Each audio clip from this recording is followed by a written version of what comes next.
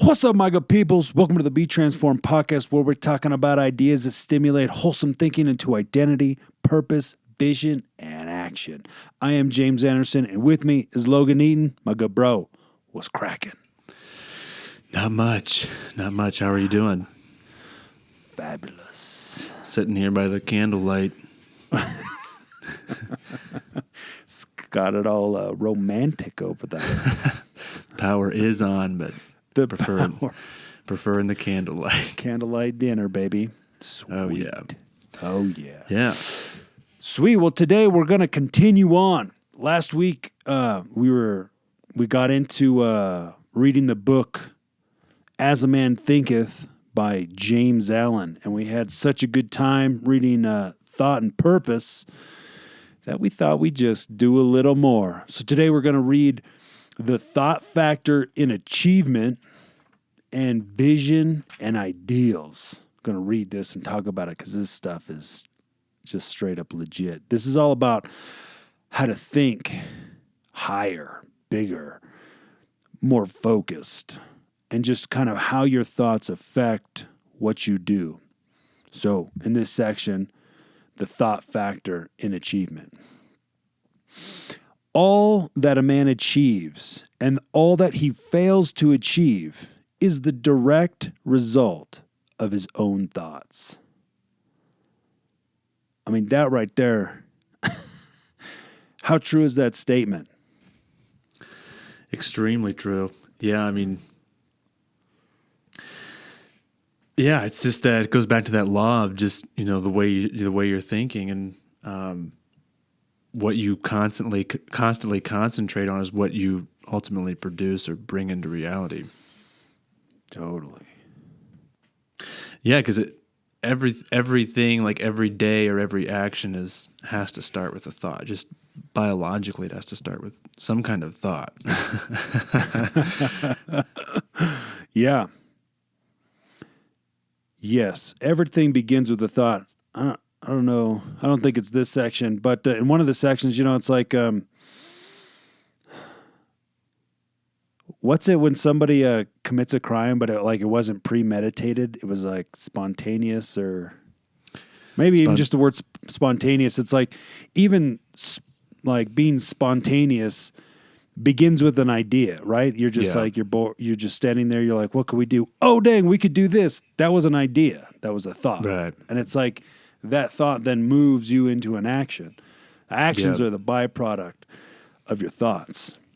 And so, yeah, I mean, this right there, all that a man achieves and all that he fails to achieve is a direct result of his own thoughts. I mean, that kind of goes back to thought and purpose, where it's like, doubt and fears are the great enemy to progress, or, taking action or concentration of thought. And doubt and fear are just the byproduct of ideas. They're ideas that take you in a certain direction, because ideas lead you to places. So all that a man achieves and all that he fails to achieve is the direct result of his own thoughts. I like that it's like, that's on you. What you did or didn't do, that's on you. That's not on somebody else. Yeah. Like, that's on what I do and what I don't do, that's on me. All the time. In a justly ordered universe where loss of equipoise, which is a balance of forces or interests, would mean total destruction, individual responsibility must be absolute. Right? So in a justly ordered universe where the loss of balance would mean total destruction, meaning like, if the sun was just a little bit further away from the earth, right, the earth would like freeze. Yeah. And on the flip side, if the earth was just a little closer to the sun, it would burn. So it's like that perfect balance, right? Where without balance, there'd be total destruction.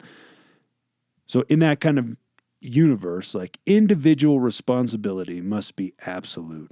A man's weakness and strength, purity and impurity are his own and not another man's. They are brought about by himself and not by another, and they can only be altered by himself, never by another. His condition is also his own and not another man's. His suffering and his happiness are evolved from within. As he thinks, so he is. And as he continues to think, so he remains. As he thinks, so he is. As he continues to think, so he remains. It's like unless we alter our thinking, we'll stay the same. Yeah. So if your conditions suck, but you don't change your thoughts, if you don't think about different ways of doing things, different ways, different attitudes you could have, like you're not stuck in any state of being. You have the ability to alter it, but you have to do that by starting to think differently. Yeah, I think that goes back to that second sentence where it says, in a justly ordered universe. It's interesting that he didn't just say in an ordered universe, but the order is just. Like it's just, like it's fair that you have the responsibility and it's nobody else's responsibility. And so it's just interesting that he put justly there. Like the universe is justly ordered, and that your responsibility or taking responsibility for your thoughts and your actions isn't unjust, or the results aren't unjust, because it all goes back to ultimately what you were premeditating on. Sure. Which can be like things you're doing unconsciously, like you're not aware of why you're getting these results or why your attitude isn't amazing. Like there's things that we do that sometimes we're not aware of it, but that's where learning comes in, is that like it creates that self-awareness where then you start to see those things. You learn these ideas of like, oh, we actually are meant to be in control of our thoughts. Oh, we are meant to like focus and think and accomplish. Oh, we are meant to, take responsibility and like turn these sweet ideas that we're marinated in like into realities. Yeah. A strong man cannot help a weaker unless the weaker is willing to be helped. Now that is the truth right there. You can't help somebody who doesn't want to be helped. Yeah. That ain't going to happen. Sometimes you can want something more for somebody else than they want. And whenever that happens, it'll fail just because the other person's not right. in. And even then, the weaker man must become strong of himself. He must, by his own efforts, develop strength, which he admires in another. None but himself can alter his condition. And that's just saying it's like you can't do the work for somebody else, and somebody else can't do the work for you. Yeah. Like you got to put in your own reps. It has been usual for men to think and to say, many men are slaves because one is an oppressor. Let us hate the oppressor. Now, however, there is amongst an increasing few a tendency to reverse this judgment and say one man is an oppressor because many are slaves. Let us despise the slaves. The truth is that the oppressor and the slave are co-operators in ignorance, and while seemingly to afflict each other, are in reality afflicting themselves. A perfect knowledge perceives the action of law in the weakness of the oppressed and the misapplied power of the oppressor. A perfect love, seeing the suffering which both states entail, condemns neither. A perfect love, a perfect compassion, embraces both oppressor and the oppressed. He who has conquered weakness and has put away all selfish thoughts belongs neither to the oppressor nor the oppressed. He is free. Both the oppressor and the slave are cooperators in ignorance. Right? It's like a misunderstanding of who you are and why you were created. Like, if you look in Genesis 1, God created man and he did it on purpose. And then he created the world and he did it on purpose. And then he put mankind in charge and he did it on purpose. But what was interesting is that he didn't put mankind in charge of mankind. Like over the list of things that he gave mankind dominion over, mankind wasn't on that list. Like we were never meant to rule over one another. Meaning which goes back to this whole thing of individual responsibility. Creation, like mankind was built off of individual responsibility. Like you are responsible for your area of influence. You're responsible for, the things you have and to cultivate those into beneficial things.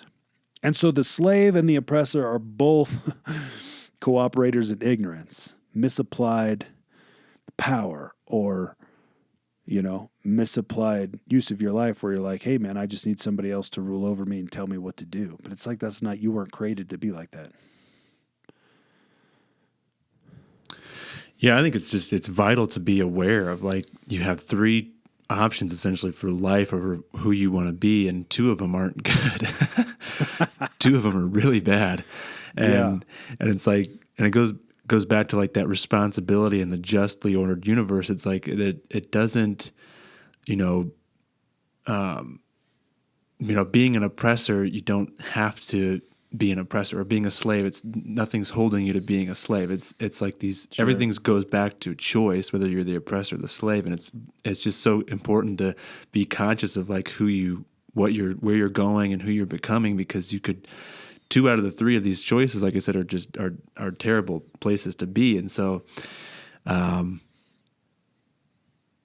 just think it's vital to be aware, because when you step off the path of awareness, or you take your eyes off of the perfect knowledge or the perfect love or the perfect compassion, then you open yourself up to distraction. And then you eventually you're either distracted by wealth and power and you become the oppressor, or you're distracted by, victimization and hardship and you become the slave. And so, it's just vital to stay on the path of the knowledge and the compassion and the love, and then put away the selfish thoughts and become, neither of the first two, and be free. Totally. Yeah, he who has conquered weakness has put away all selfish thoughts, belonging neither to the oppressor nor the oppressed. He is free. You think about like even just like leadership. Like the point of leadership isn't just about being in charge. It's like, it's about, I don't know, bringing people up with you. It's like your role as a leader is to help other people learn how to lead. It's not one person over everybody else. It's more like, hey, let me teach you how to think differently. Yeah. To take responsibility for your life. Not in like a weird way, but like in like, there's so much, it's just such a higher way of thinking, taking responsibility, like extreme ownership. It's just such a higher way of thinking of like, no, that's on me. Something happened. It went bad. I got mad. It's on me. I got mad. It's on me if I spoke out of my anger. It's on me if I didn't, try to come up with a solution instead of I just kind of wanted to be right. It's just like whatever. It's just like taking ownership of everything that goes on in your life just gives you power, gives you control, it gives you the ability to affect influence on your circumstances and situations. If it's on you, then dude, you have the ability to change everything then. Yeah. Yeah, and I think distraction is what makes you an oppressor or a slave. I think that's the medium that leads people to one of those two places is distraction. Like on like low quality ideas. Yeah, just like low quality ideas. I just think low quality ideas, unright thinking, selfish thinking. I think just those things, as long as you're being distracted, you kind of get swayed into one of those two categories. Whereas if you're aware and conscious and understanding and seeking insight, then it's hard to be distracted and get swayed into one of those categories.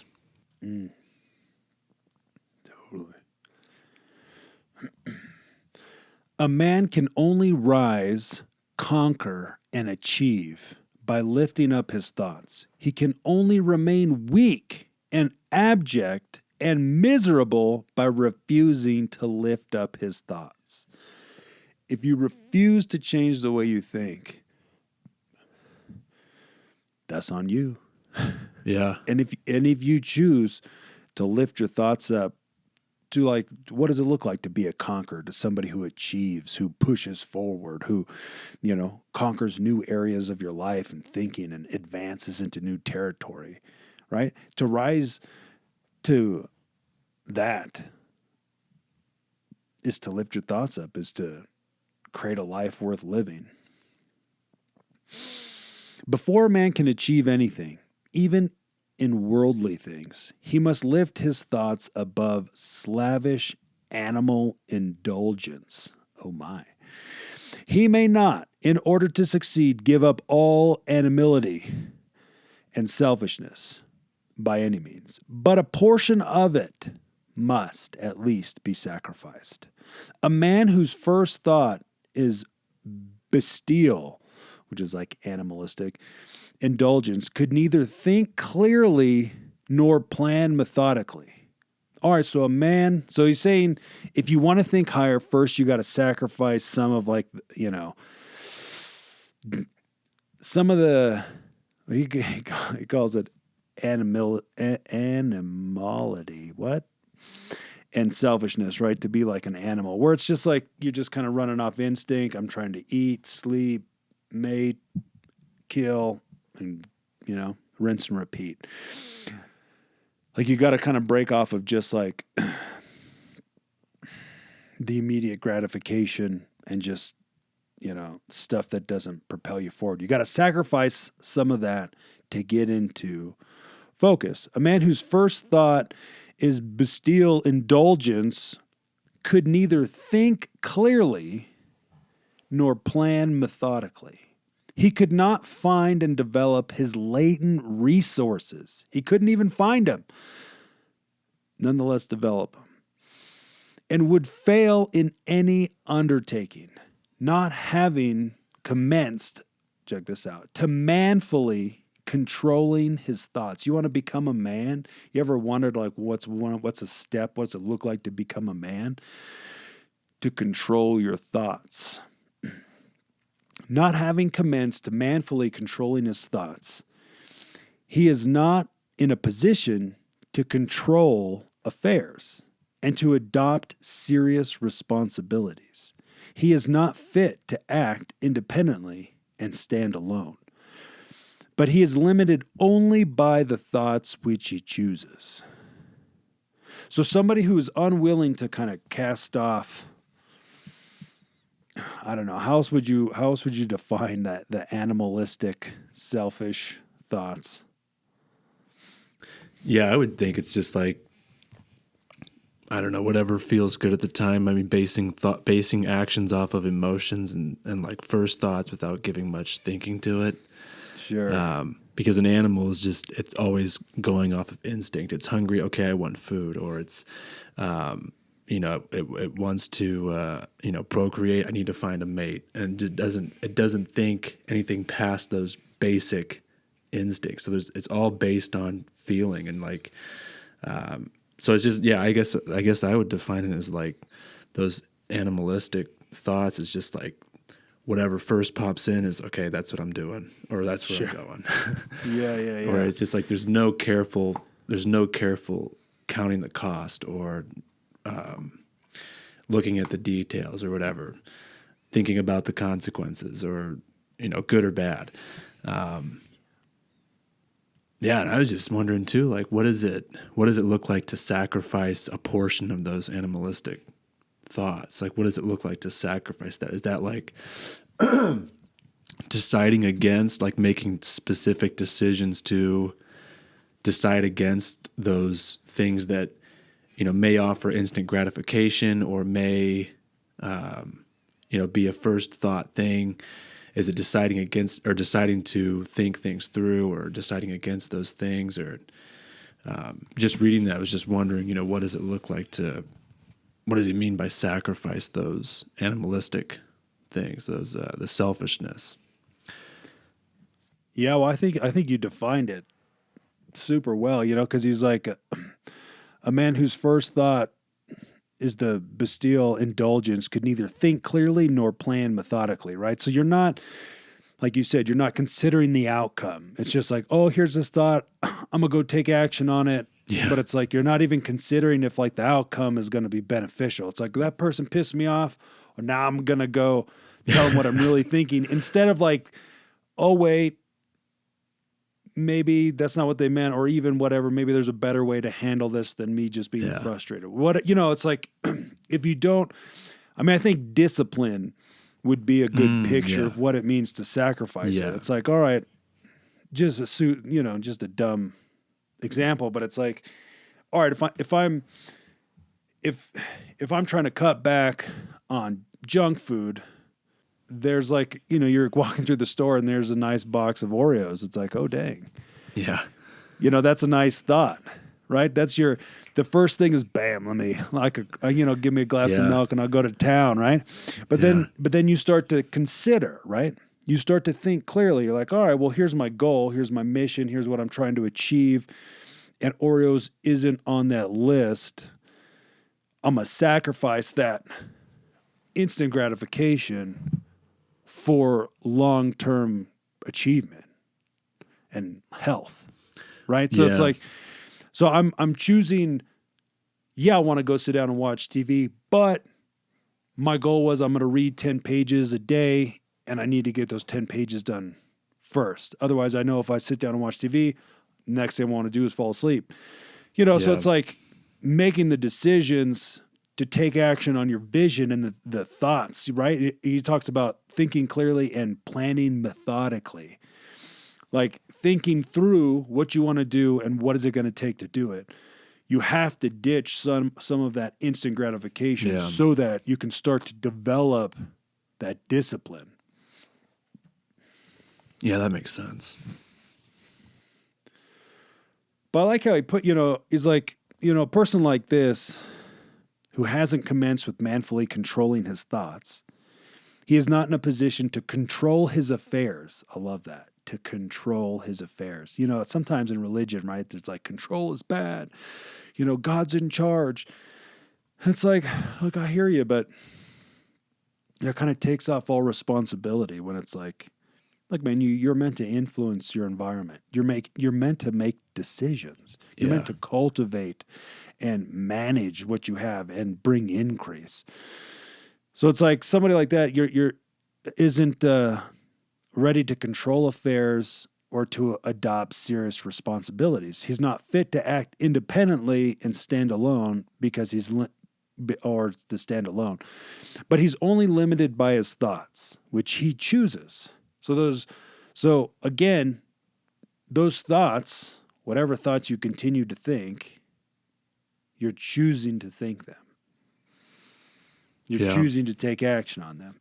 But it's like the limitation is only on the thoughts you choose, not on like your actual ability or capacity to take action. All right, this next section. There can be no progress, no achievement without sacrifice. And a man's worldly success will be in the measure that he sacrifices his confused animal thoughts and fixes his mind on the development of his plans and the strengthening of his resolution and self-reliance. And the higher he lifts his thoughts, the more manly, upright, and righteous he becomes.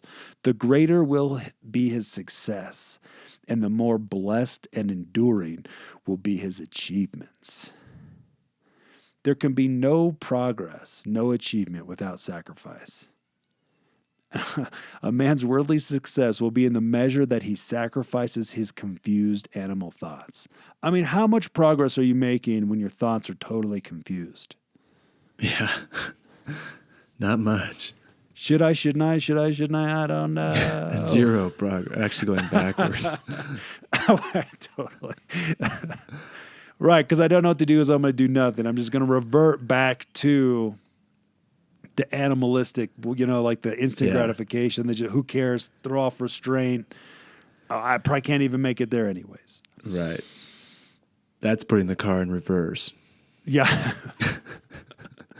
You got to sacrifice those confused animalistic thoughts and fix your mind on the development of your plans, the strengthening of your resolution and self-reliance.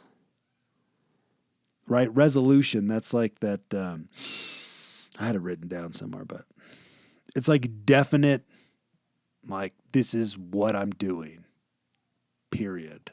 Like resolution. Yeah, when I think of that word, and I'm not a professor, but when I think of that, Are you not Webster? when I think of that word, it's like there's a aspect of clarity that in resolution. I don't know, maybe it's like, isn't there like a resolution in cameras and pictures or something? Yeah. I guess I think of like clarity, like there has to be a defined destination and goal, but then there has to be like clarity along the way, clear thinking, or like that goal has to be defined clearly. Like it can't be resolute, but then have a broad, destination or a number of destinations you could end up at. Totally. Yeah, I like that. Resolution. Yeah. 4K, baby. And self-reliance is like demands responsibility. That's probably anti-religion right there, self-reliance. Yeah. It's possible. It is possible. It might just be a kingdom principle. Self-reliance, right? That's like confidence. Like you're sure of what you can do, what you can accomplish. It's yeah. When you're like, well, I don't, I don't want to be prideful. It's like it undermines your confidence. It undermines what you're willing to like push forward. Because in confidence, you're like, no, I can do this. I can put in the work. I can get it done. But it's like, you're like, well, I don't want to be prideful. It's just like it causes you to kind of step back, slow your stride down. Like, oh, let me not push too hard. But I think it's like nobody's telling you what to do, where to go, or what to believe. And self-reliance, I think God, that's a godly character because it allows you to be confident in what you know is true or what you know is right. Nobody's telling you what's true or what's right. Self-reliance allows you to be confident. I think God wants us to be confident of what we believe and not base it off of what somebody else's opinion is or somebody else's experience is. Totally. Well, I think, just like you said, I think self-reliance is like, that's the byproduct of like true identity. Yeah.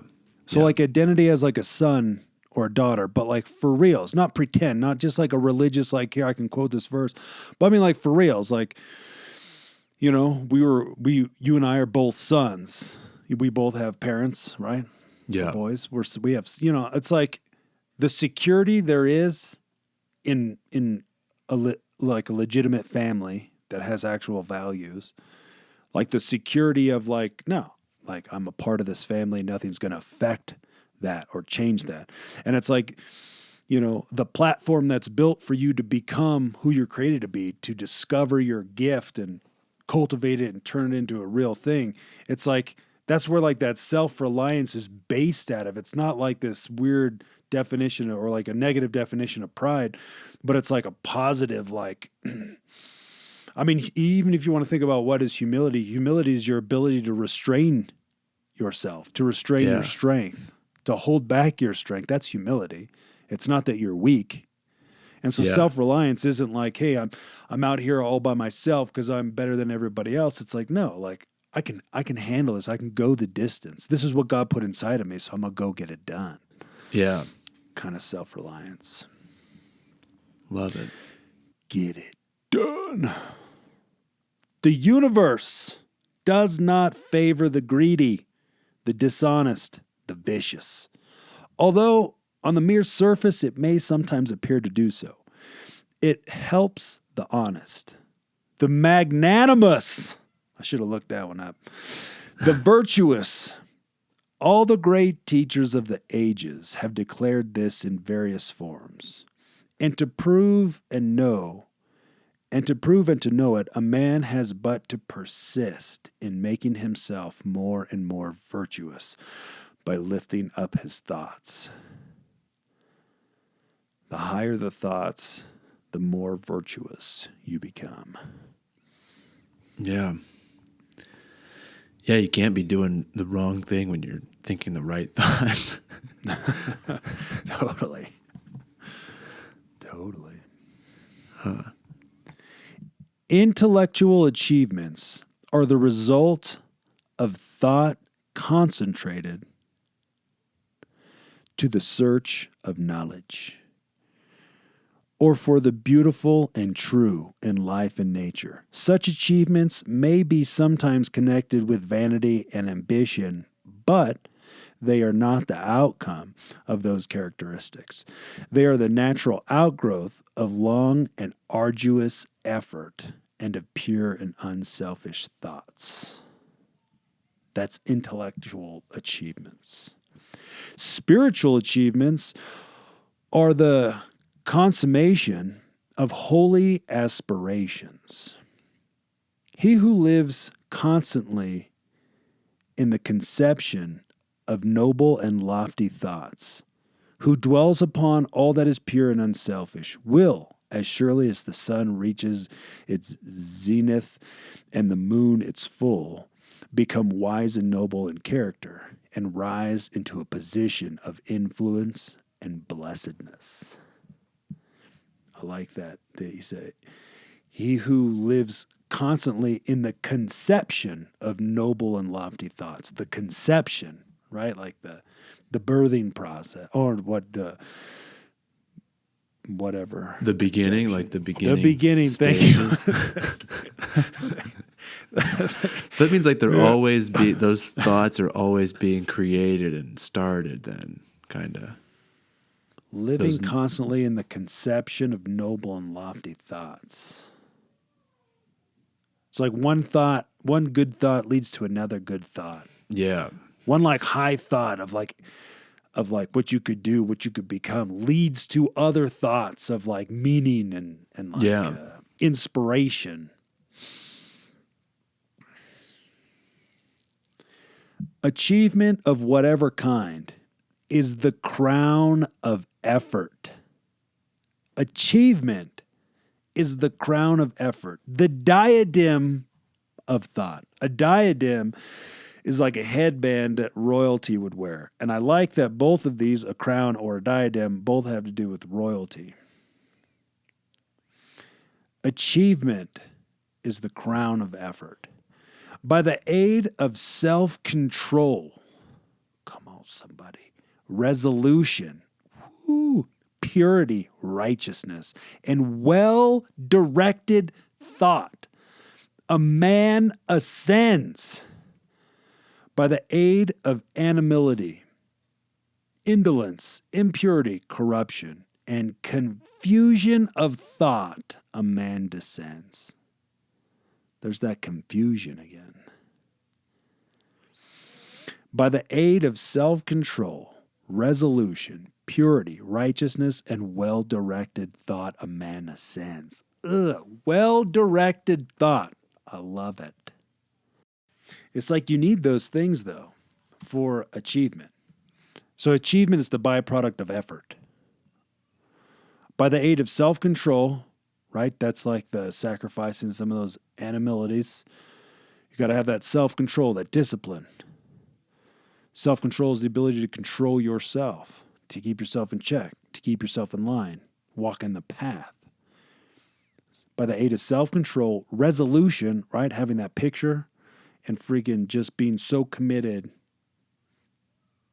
that there is no more like doubt or fear. It's like, this is what I'm doing.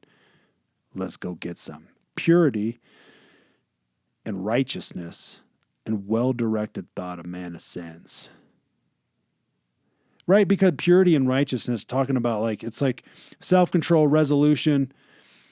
But then if you throw out purity, you throw out righteousness, like right thinking, right acting, valuing other people, you throw those things out the window, you're not going to ascend, you're descending. Yeah, you might have, you might have some resolution, but it's not, moving you in the right direction. But it's like these things together is what causes ascension.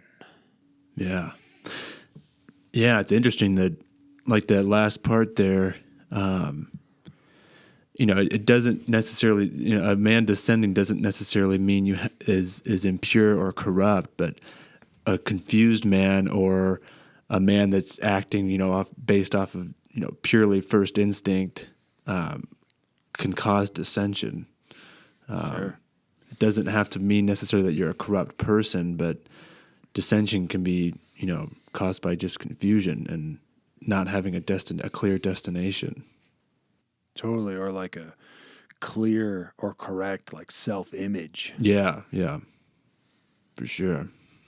A man may rise to high success in the world and even to lofty altitudes in the spiritual realm, and again descend into weakness and wretchedness by allowing arrogant, selfish, and corrupt thoughts to take possession of him.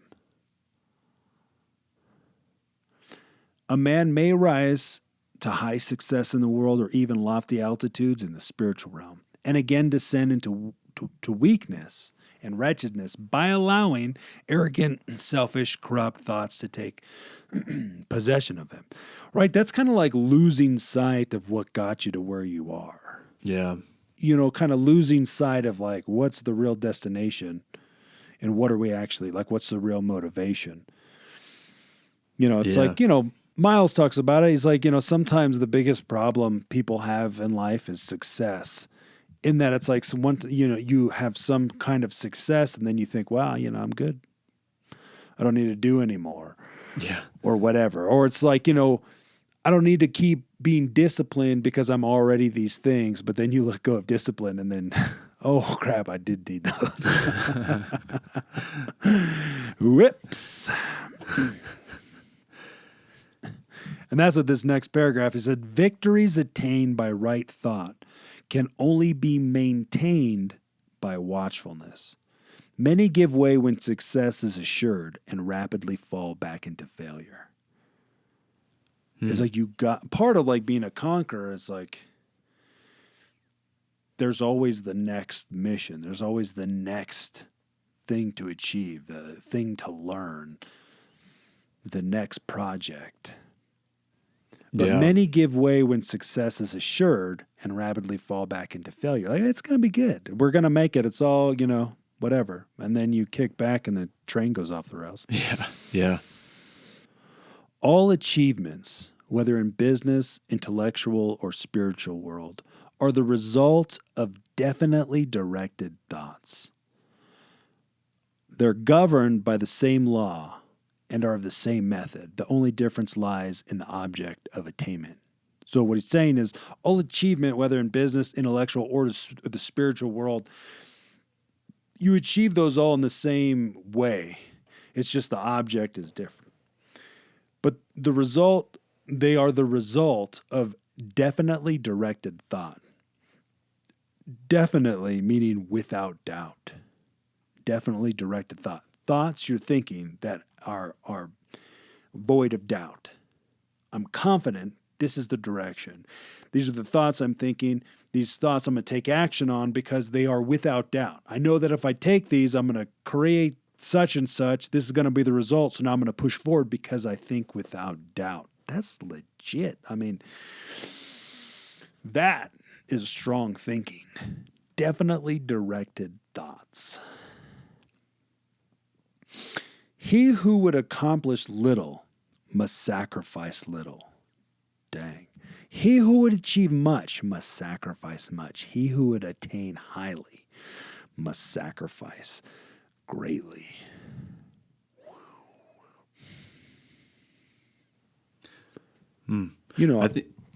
Go. Hit it. I was just going to say, I think about that verse, a man can be trusted, a man that can only be trusted with little if he, much. You can be trusted with much if you can be trusted with little. Oh, yeah, Sure. Maybe that or whatever. If you maybe can that be trusted wasn't- with little, you can be trusted with much. Maybe that wasn't the No, not the you were right there. link, but yeah, I think yeah,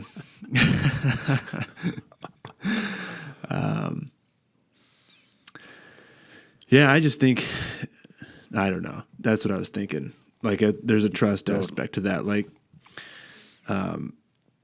you can't like dream and desire a ton, but then not be willing to put in a whole bunch of work or not be trusted with little things. He who would accomplish little must sacrifice little, and he who would achieve much must sacrifice much. What are we talking about? Sacrifice, right? That's like the quick gratification. And Yeah. whatever, but it's like, it's interesting to think how much you could accomplish if you were, Right. when you had clearly directed thoughts, definitely directed thoughts. You had some resolution, 4K, baby. 6K, 3D resolution. Yeah. And you were willing to put in the work. It's like, it's interesting to think about what you could actually do. Yeah, I think too. It's like choosing that destination. You're kind of sacrificing any other possible destination, too. So like attaining Sure. highly means like, I guess I kind of read that and was like, to attain highly, sacrifice greatly, meaning like you got to give up any other destination or destinations and anything else that's going to distract you from the destination. Sure. Or try to pull you away from that. Yeah. Which is kind of like a gut check. Yeah. What are you willing to sacrifice to achieve that which you can see? And how much is what you can see riddled with like fear and doubt? How much of that's got like it's sprinkled with confusion because of the fear and doubt, right? It's Yeah. It's interesting. Just it all but it's all so again, I mean back to the beginning of it. All that a man achieves and all that he fails to achieve is the direct result of his own thoughts, right? So it's like whether or not they were definitely directed with resolution, the development of plans, planning methodically, thinking clearly. It's like your thoughts affect what you do. So whether you accomplish greatly or not is the direct result of the clarity of the thoughts you had or didn't have.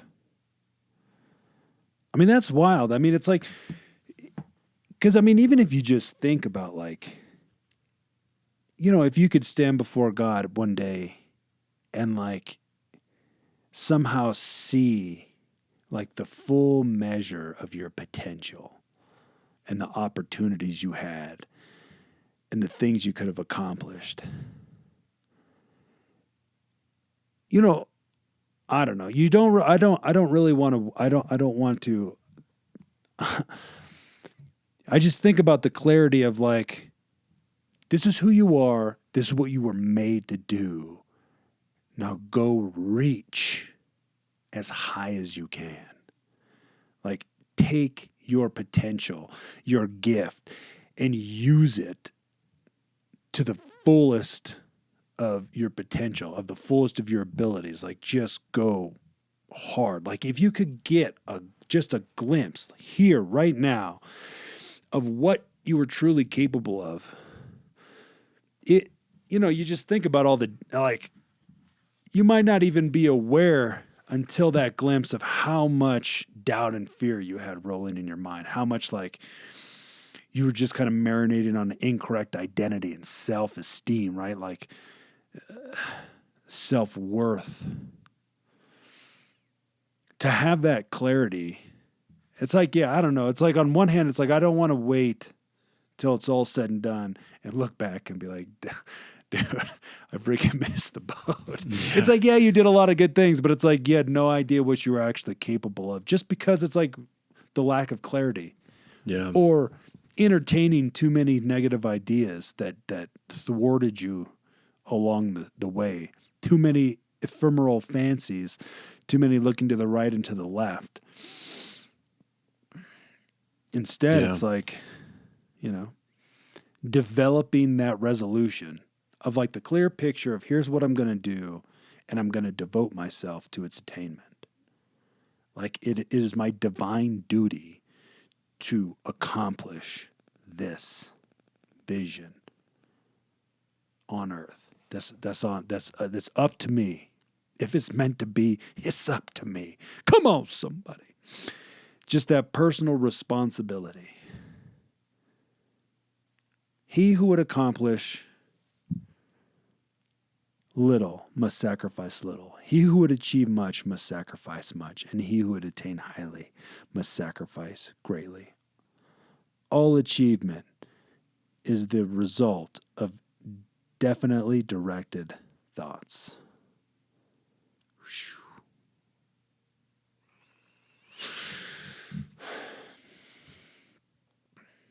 Anything else on that section?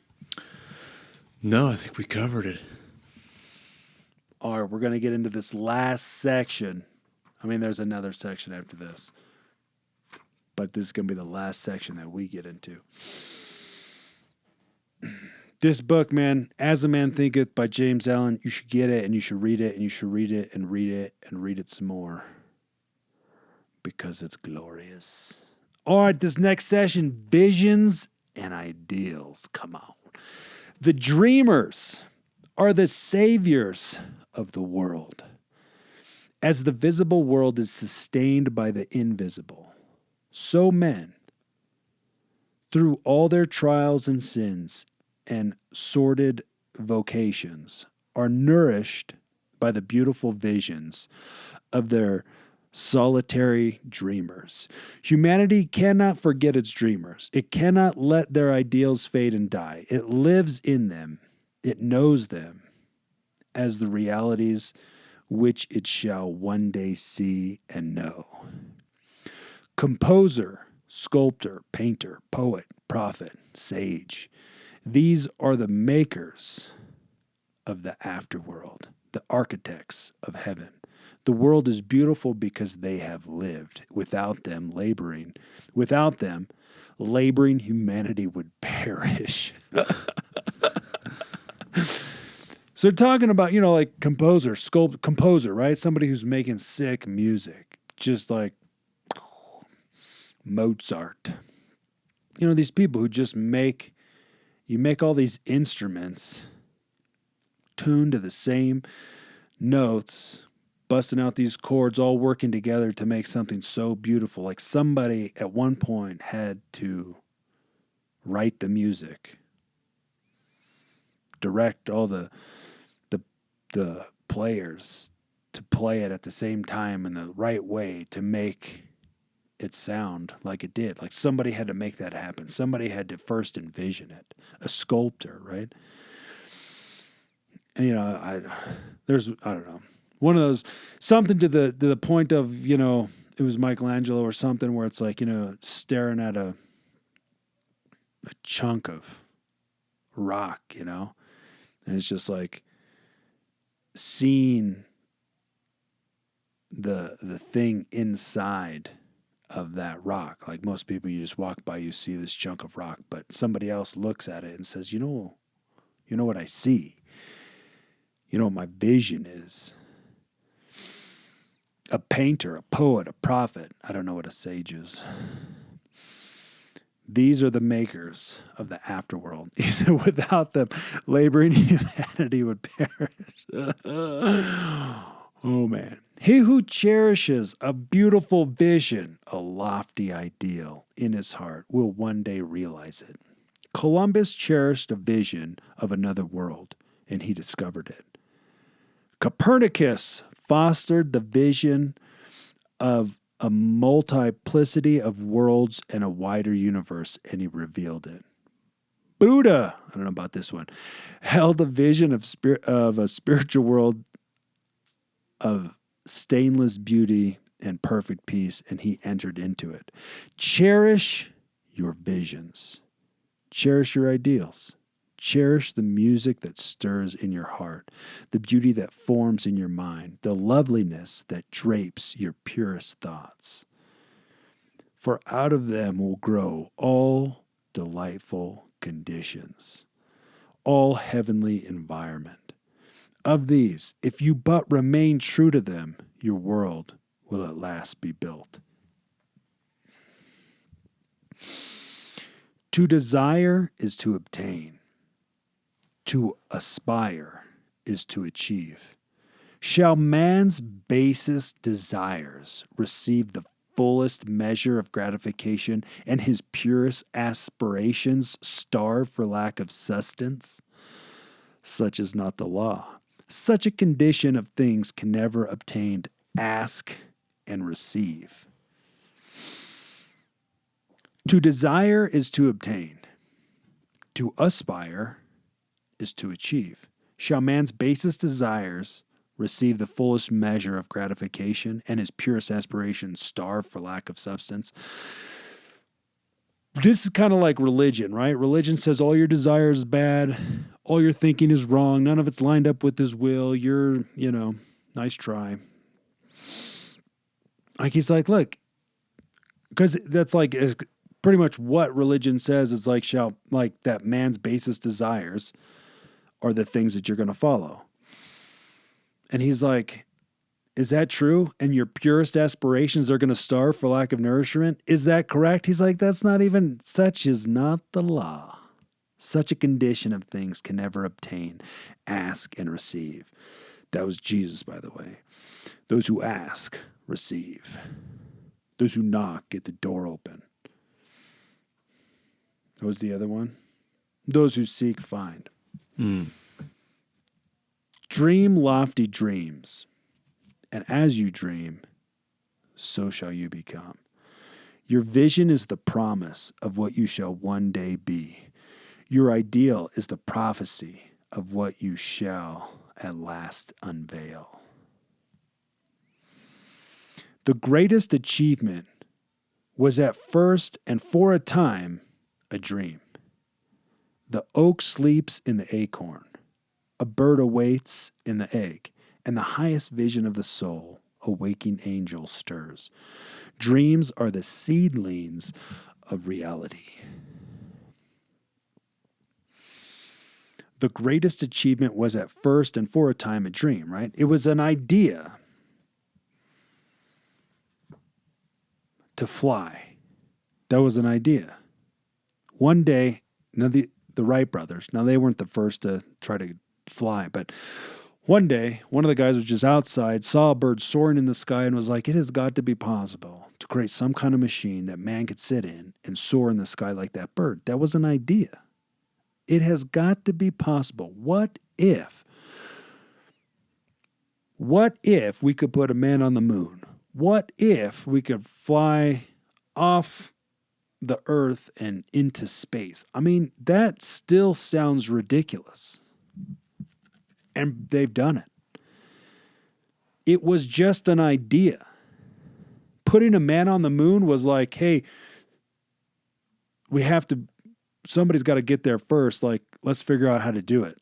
Like, it wasn't a question of, is it possible? It was a question of commitment. Like, are you willing to figure it out? It's fascinating. It's not a matter of if it's possible. Are you willing to work it out? Dreams are the seedlings of reality. Because ideas become things. Reading that, it's easy to think like, okay, so all I have to do is think about this ideal and then focus on it, and these things will happen. And there's truth to that. And I was just thinking like, okay, looking around, why is that not happening for more people? I think it's just because more people's ideals they're the average. So whatever your ideal is, if you never take the time to define the ideal or, make it lofty enough for great achievement, then you're just going to look like, whatever the world wants you to look like. And it'll just be, average. So I guess I'm just I'm just thinking like just if somebody heard that for the first time, so this is what I have to do, focusing on these ideals, and these things will become a reality. And then, somebody hearing that and then thinking that thought, well, then why is this not happening to everyone? Well, it's just like, just because just not happening to somebody doesn't mean that they're not dreaming. It's just their visions or ideals or thoughts are just, they're not lofty. They're just average, or they're below average, and they're right where they are because of how they're thinking. So I guess that's just what I was thinking. It's like, I guess like don't like if this is the law, ask and you shall receive, and what you envision will become reality, and those things. It's like, don't limit yourself because the rest of the world looks like it's just average or whatever. Don't limit yourself, because like you can make it as lofty as you want, and understanding that it's going to take great sacrifice. It doesn't need to look like anyone else's thing. So I guess I was just thinking of that, reading it as like trying to hear it for the first time, and then thinking like, well, so if this is if this is truth, why is everyone else not looking like this? Sure. And it's just because they've defined, or they've subconsciously or unconsciously or whatever, they're living their vision and their ideal. It's defined as average or whatever. Totally. Well, I think the other aspect too, which it's like, because it's one thing to like think it, but then you don't take any action. Yeah. Right. Yeah. Which was like, that kind of proves like the belief behind what you see. Yeah. It's like, if what you're seeing, you believe you can achieve it, then you would move towards it. And so like, just like in the last section, achievement of whatever kind is the crown of effort, right? Yeah. The byproduct of effort is achievement. So it's like, it's not just thinking the thought or dreaming the dream. Like the point of It starts as the idea, but then the idea's got to move into a plan. Right. To plan methodically, to think about, all right, if this is what I want to do, if this is what I want to become, then what do I need to do to move towards it? Vision and action go hand in hand. Vision that you don't take action on is just a dream. Yeah, yeah. But a dream you commit to realizing, that's when it becomes a vision. Yeah, yeah. Yeah, and this next part kind of leans into this. Your circumstances may be uncongenial, right? Like your circumstances may not look like you're picturing in your mind, but they shall not long remain. So if you but perceive an ideal and strive to reach it, right? Those two, that's the combination. It's like your circumstances may be uncongenial, but they shall not long remain so if you but perceive an ideal and strive to reach it. You cannot travel within and stand still without. Like to truly tap into your potential, like to really like get a glimpse of like who you truly are, is going to affect how you think. You'll start thinking differently. It's going to affect then how you start to act, because you got to start acting in a way that lines up with who you really are. So he gives this scenario. It's legit. Here is a youth hard pressed by poverty and labor, confined long hours in an unhealthy workshop, unschooled and lacking all the arts of refinement. But he dreams of better things. He thinks of intelligence, of refinement, of grace and beauty. He conceives of, mentally builds up an ideal condition of life. The vision of a wider liberty and a larger scope takes possession of him. Unrest urges him to action. And he utilizes all his spare time and means, small though they are, to the development of his latent powers and resources. Very soon, so altered has his mind become that the workshop can no longer hold him. It has become so out of harmony with his mentality that it falls off of his life as a garment is cast aside. And with the growth of opportunities which fit with the scope of his expanding powers, he passes out of it forever. Years later, we see this youth as a full-grown man. We find him a master of certain forces of the mind, which he yields with worldwide influence and almost unequaled power. In his hands, he holds the cords of gigantic responsibilities. He speaks, and lo, lives are changed. Men and women hang upon his words and remodel their character. And, sun-like, he becomes the fixed and luminous center round which innumerable destinies resolve. He has realized his vision of his youth. He has become one with his ideal. That's a picture, right? Of like, though your circumstances may be uncongenial, like it doesn't look like what you can see in your mind, is that they won't long remain, but if you perceive an ideal and strive to reach it. The young man was in poverty. He was unschooled. He's working in this unhealthy workshop. Doesn't have, doesn't got all the arts of refinement, doesn't know which spoon is the salad spoon or the dessert fork or whatever. But he dreams of better things, right? You got to have a picture. You got to have a picture of something bigger than where you are right now. You got to have it. You got to have it. Otherwise, you're not going to move towards it. You're going to stay the same because all you can see is what you can see. But you got to look beyond what is into what could be. And he says, right, he conceives of, mentally builds up an ideal condition of life. The vision of a wider liberty, a larger scope, takes possession of him. Unrest urges him to action. Okay, now this is for reals. Unrest, like dissatisfaction with the status quo. I am dissatisfied with where I'm at, with the results I'm getting. And you start to, because you can see what's possible. Now it's not super fun, this unrest or the dissatisfaction.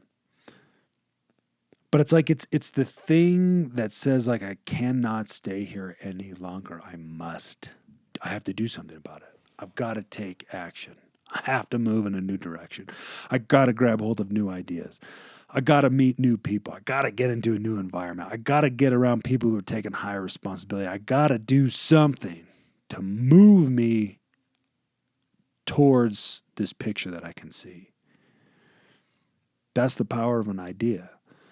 That's the power of like getting a glimpse of who you really are. It's like it causes you to just be like, I can't stay here anymore. I've seen something bigger, something better. I got to start moving towards it.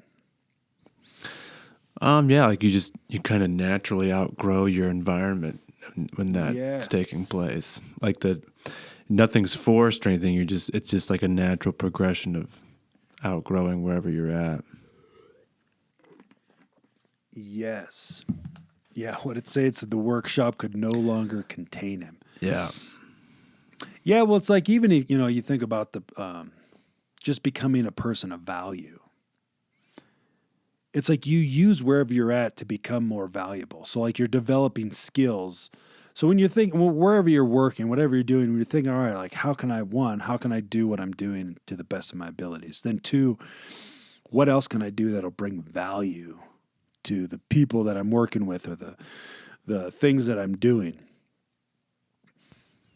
Yeah. And what happens is like you'll outgrow your position. You'll outgrow what you're currently doing. Like the workshop will no longer be able to contain you. It's like even if there's not a promotion, it's like it doesn't matter. Like that time was valuable because you developed yourself, your abilities, and now you're ready to move on to something else. Yeah. And now he turns the focus to you, to me, and to you. Youthful reader will realize the vision, not the idle wish. That's important. The idle wish, right? That's like that'd be nice, but I'm not going to do anything. Oh, I like that new car, but I don't have a job and I'm not going to get one. You'll realize the vision, not the idle wish of your heart.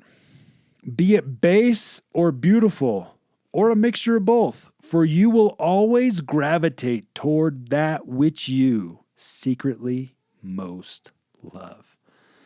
Not necessarily the thing you talk about, the thing you secretly most love, the thing you cherish on the inside. Into your hands will be placed the exact result of your own thoughts. You will receive that which you earn, no more, no less, whatever your present environment may be. You will fall, remain, or rise with your thoughts, your vision, your ideal. You will become as small as your controlling desire, as great as your dominant aspiration. In the beautiful words of Stanton Kirkenham Davis, you may be keeping accounts, and presently you shall walk out the door that for so long has seemed to you the barrier of your ideals, and shall find yourself before an audience, the pen still behind your ear, the ink stains on your fingers, and then you shall pour out the torrent of your inspiration. You may be driving sheep, and you shall wander to the city. Bucolic, I had to look that word up. Oh, it was the pleasant aspects of country life. so you may be driving sheep, and you wander into the city all, in your overalls, straw hat, open mouth. Shall wander under the intrepid guidance of the Spirit into a studio of the Master. And after a time he shall say, I have nothing more to teach you, and now you have become the Master, who did so reluctantly dream of great things while driving sheep. You shall lay down the saw and the plane to take upon yourself the regeneration of the world. Regeneration, that's to create again. You'll put down the small things and grab hold of your purpose, your gift. And you'll take upon yourself the regeneration of the world. The thoughts, the thoughtless, the ignorant, the indolent, seeing only the apparent effects of things and not the things themselves, talk about luck, of fortune, of chance. Seeing a man grow rich, they say, how lucky he is. Observing another becoming intellectual, they exclaim, how highly favored he is. And noting the saintly character and wide influence of another, they remark, how chance aids him at every turn. They do not see the trials, the failures, and struggles which these men or women have voluntarily encountered in order to gain their expertise. They have no knowledge of the sacrifices they have made and the undaunted efforts they have put forth, the faith they have exercised, that they might overcome the apparently insurmountable and realize the vision of their heart. They do not know the darkness and the heartache. They only see the light and joy and call it luck. They do not see the long and arduous journey, but only behold the pleasant goal and call it good fortune. They do not understand the process, but only perceive the result and call it chance.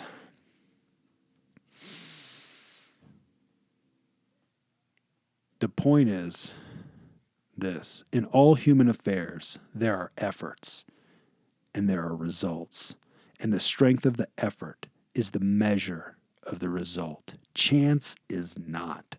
Gifts, powers, material, intellectual, and spiritual possessions are the fruits of effort. They are thoughts completed, objects accomplished, visions realized. The vision that you glorify in your mind, the ideal that you enthrone in your heart, this you will build your life by. This you will become.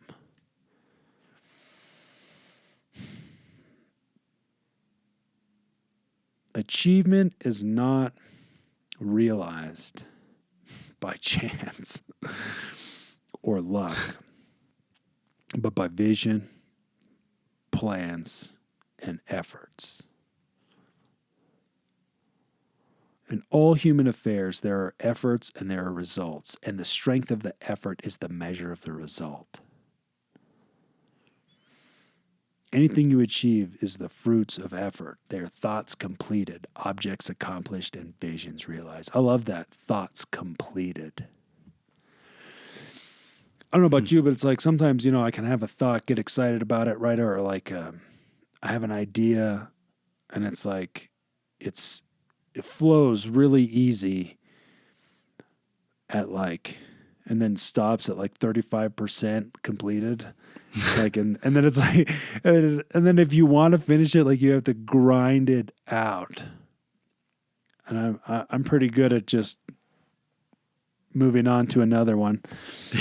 Yeah. But but this idea of thoughts completed, following all the way through to the completion of an idea.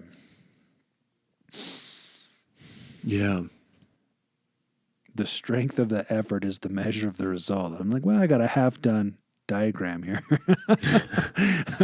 I got a whole booklet full of half-done things.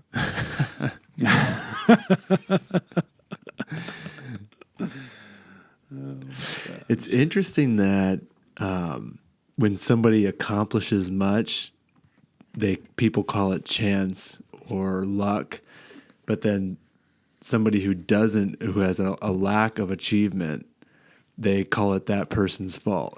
It's not the person's fault that reached the achievement or the aspiration or whatever that had great achievement. It's chance or luck, but it's not chance or luck that somebody who's lazy or ill-willed or whatever, it's their fault. It's brought upon by themselves.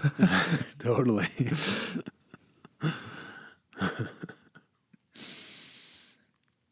Yeah.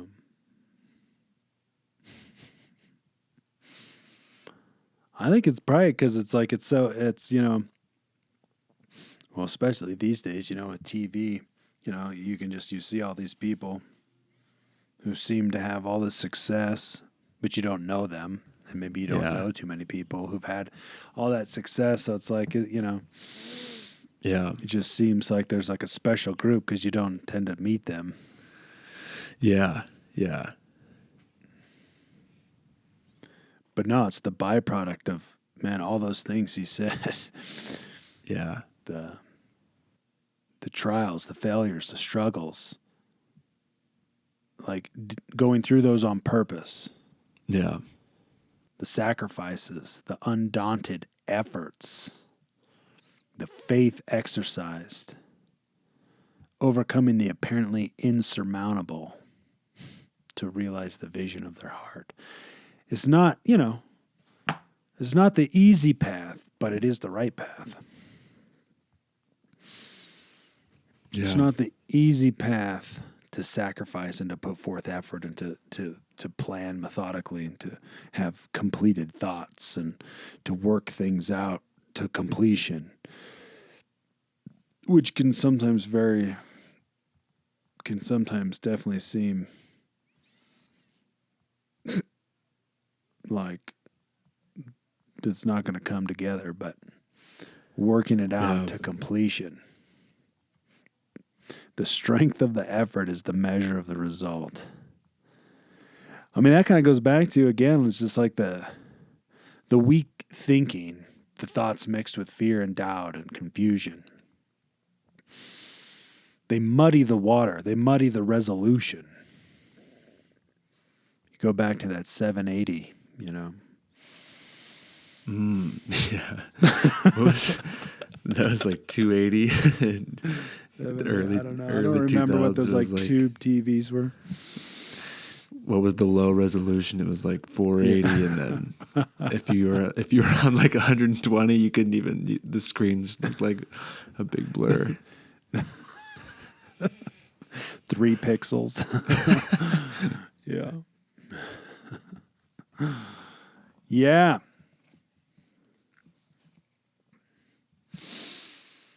Well, this has been As a Man Thinketh by James Allen. Thoughts lead you places. Thoughts become things. The more beautiful your ideas, the more beautiful things you'll create. In all human affairs, there are efforts and there are results. And the strength of the effort is the measure of the result. Chance is not. Gifts, powers, material, intellectual, spiritual possessions are all the fruit of effort. They are thoughts completed, objects accomplished, visions realized. The vision that you glorify in your mind, the ideal that you enthrone in your heart, this you will build your life by, and this you will become. My good peoples, that's us. Until next time, peace!